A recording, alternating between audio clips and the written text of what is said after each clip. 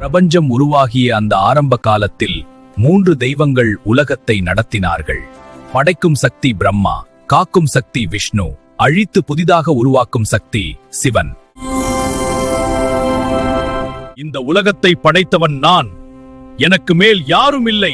அந்த அகம்பாவம் பிரபஞ்சத்தையே அதிர வைத்தது. அந்த வார்த்தைகள் கைலாசத்தில் தியானித்த சிவபெருமானின் காதில் விழுந்தது. அந்த நொடி பிரபஞ்சமே நடுங்கியது. சிவபெருமானின் புருவத்திலிருந்து ஒரு கொடிய தீ ஒளி வெளிவந்தது. அந்த தீயிலிருந்து உருவானது ஒரு பயங்கரமான தெய்வ சக்தி. அவர்தான் வைரவர். பைரவா, சென்று பிரம்மாவின் அகம்பாவத்தை அடக்கு.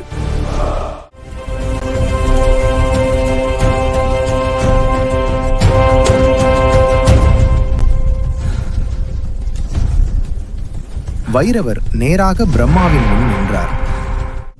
பிரம்மா, அகம்பாவம் உன்னை குருடாக்கிவிட்டது. தர்மத்தின் தீர்ப்பு இது. ஒரு நொடியிலே பிரம்மாவின் அகம்பாவம் உடைந்தது. அகம்பாவம் மற்றும் தீவினைகளை வேரோடு அழிப்பான் இந்த காலபைரவர். நேரத்தின் நீதிபதி, தர்மத்தின் பாதுகாவலன், அவர்தான் வைரவர்.